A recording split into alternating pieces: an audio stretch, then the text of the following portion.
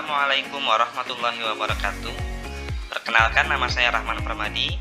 Saya merupakan calon guru penggerak angkatan 8. Kali ini saya akan membahas mengenai demonstrasi kontekstual. Pembahasan pertama yaitu mengenai filosofi pemikiran Ki Hajar Dewantara. Asas pendidikan Ki Hajar Dewantara. Ki Hajar Dewantara membedakan kata pendidikan dan pengajaran dalam memahami arti dan tujuan pendidikan. Menurut Ki Hajar Dewantara, pengajaran atau underwis adalah bagian dari pendidikan. Pengajaran merupakan proses pendidikan dalam memberi ilmu atau berfaedah untuk kecakapan hidup anak secara lahir dan batin. Sedangkan pendidikan atau upwarding memberi tuntunan terhadap segala kekuatan kodrat yang dimiliki anak agar ia mampu mencapai keselamatan dan kebahagiaan yang setinggi-tingginya, baik sebagai seorang manusia maupun sebagai anggota masyarakat. Asas pendidikan Ki Hajar Dewantara yang selanjutnya yaitu pendidikan adalah tempat persemaian benih-benih kebudayaan dalam masyarakat.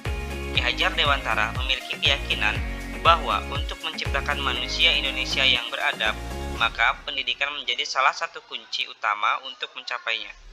Pendidikan dapat menjadi ruang berlatih dan bertumbuhnya nilai-nilai kemanusiaan yang dapat diteruskan atau diwariskan. Maksud pengajaran dan pendidikan yang berguna untuk hari kehidupan bersama ialah memerdekakan manusia sebagai bagian dari persatuan. Manusia merdeka adalah manusia yang hidup lahir atau batin tidak tergantung pada orang lain, akan tetapi bersandar atas kekuatan sendiri. Pendidikan menciptakan ruang bagi murid untuk bertumbuh secara utuh, agar mampu memuliakan dirinya dan orang lain, dan menjadi mandiri.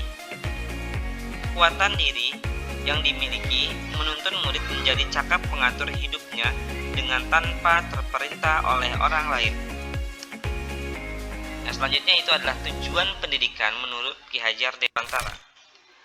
Tujuan pendidikan menurut Ki Hajar Dewantara yaitu menuntun segala kodrat yang ada pada anak-anak, serta mencapai keselamatan dan kebahagiaan yang setinggi-tingginya baik sebagai manusia maupun sebagai anggota masyarakat. Yang artinya, kata menuntun ini bisa dijadikan sebuah kekuatan dalam penguatan karakter siswa, pembelajaran yang berdiferensiasi, serta pembelajaran bermakna bagi para peserta didik. Peran pendidik menurut Ki Hajar Dewantara. Ki Hajar Dewantara memiliki semboyan yang sangat terkenal, yakni Ing Ngarso Sung Tulodo, Ing Madya Mangun Karsa, Tut Wuri Handayani. Semboyan ini pun digunakan sebagai pedoman di dalam dunia pendidikan di Indonesia hingga sekarang. Semboyan Ing Ngarso Sung Tulodo, Ing Madya Mangun Karsa, dan Tut Wuri Handayani berasal dari bahasa Jawa. Ing Ngarso artinya di depan, Sung berasal dari kata asung yang berarti memberi, dan tulada bermakna teladan atau contoh yang baik. Sehingga secara harfiah, Ing Ngarso Sung Tulodo bermakna siapa yang di depan haruslah memberi contoh yang baik. Begitu juga dalam dunia pendidikan. Guru sebagai tenaga pendidik bukan hanya mengajarkan ilmu pengetahuan, melainkan juga harus memberikan contoh dan suri tauladan kepada murid-muridnya. Makna yang kedua yaitu adalah makna Ing Madya Mangun Karsa. Kalimat kedua ini dalam semboyan tersebut yang berarti Ing Madya artinya di tengah, Mangun berarti membangun atau memberikan, dan Karsa berasal dari kata prakarsa yang artinya ide atau gagasan. Jadi Ing Madya Mangun Karsa berarti yang di tengah harus memberikan ide, gagasan. Maknanya sebagai seorang pendidik yang berada di tengah-tengah muridnya harus merangsang terciptanya ide dan gagasan-gagasan. Guru dan orang tua juga harus menjalin komunikasi yang baik dengan anak dan murid-muridnya. Hubungan komunikasi yang baik ini akan membuat anak-anak terbuka dalam menyampaikan masalah dan pemikirannya. Dengan begitu, setiap masalah dapat dipecahkan secara bersama-sama. Anak-anak pun akan senang karena mendapatkan perhatian orang tua dan gurunya. Tut Wuri Handayani yang ditulis dalam logo pendidikan nasional memiliki makna yang di belakang harus memberikan dorongan. Berdasarkan kodratnya, anak-anak memiliki kemampuan atau bakat yang berbeda-beda.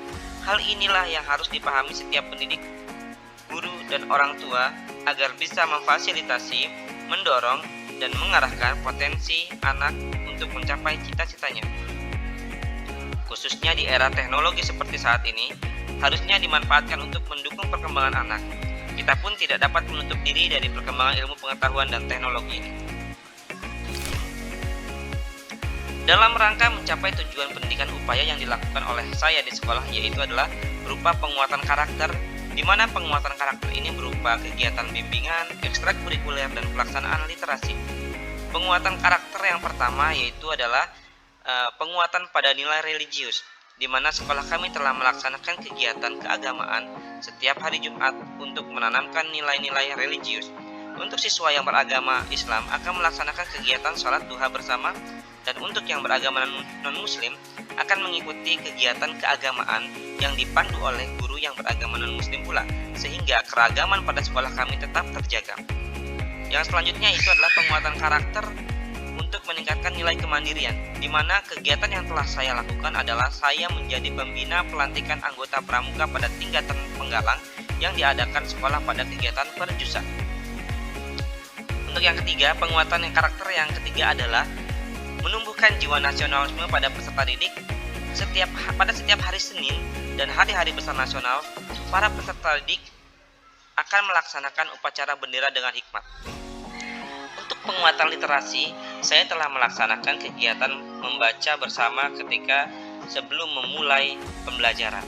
Dan pada kegiatan ekstrakurikuler juga sudah diadakannya kegiatan membaca puisi, di mana anak-anak yang memiliki keinginan dalam penguasaan membaca puisi kita sudah mengadakan.